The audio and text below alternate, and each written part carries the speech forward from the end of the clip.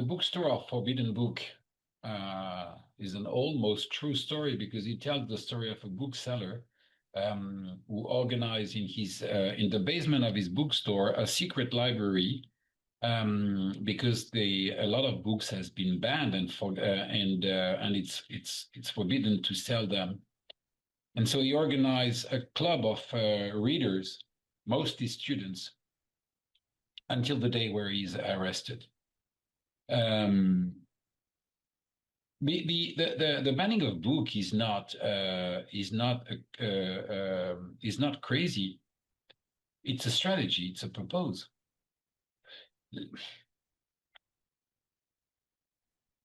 And The the the the state of the world we are in, this dramatic polarization of society, this violence, this hate of people who doesn't know, this incredible contradiction that we saw last week on TV, where a priest preaching the word of Jesus at the same time is the head of the ICE.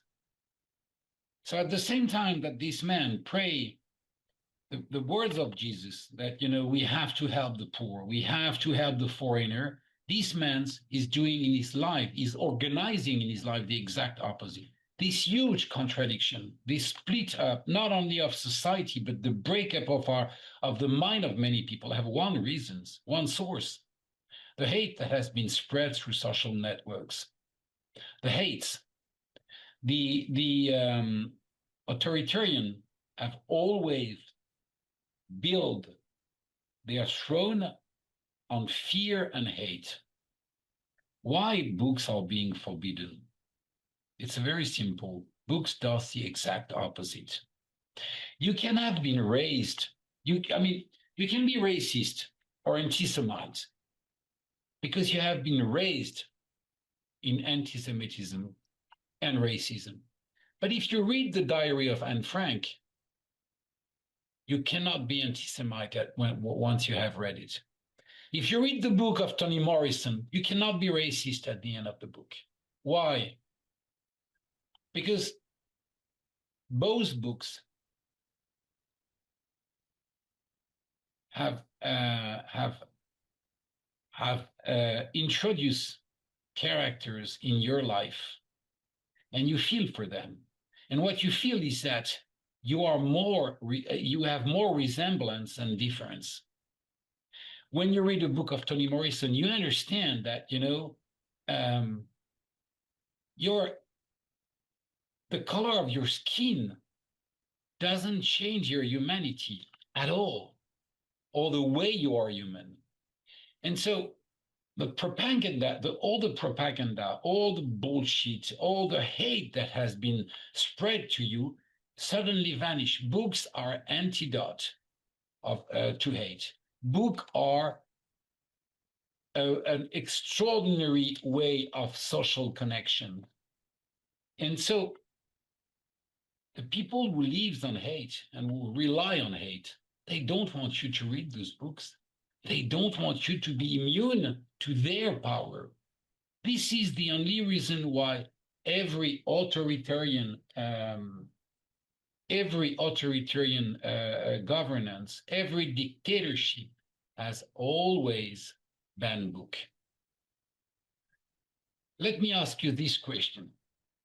I mean, you don't have to answer. Governor Ron DeSantis in Florida has instructed this horrible law banning thousands of books for one purpose, he says: to protect children. But I've never heard in any country that a child has been killed by a book. Never. Even a book thrown at him. I never heard that. But in Florida, as in many states, guns have killed hundreds of children. So at the same time, Governor DeSantis and his enablers forbid books in school, but they regulate completely the way you can carry out. You can carry weapons. to protect children? Governor DeSantis shows one thing.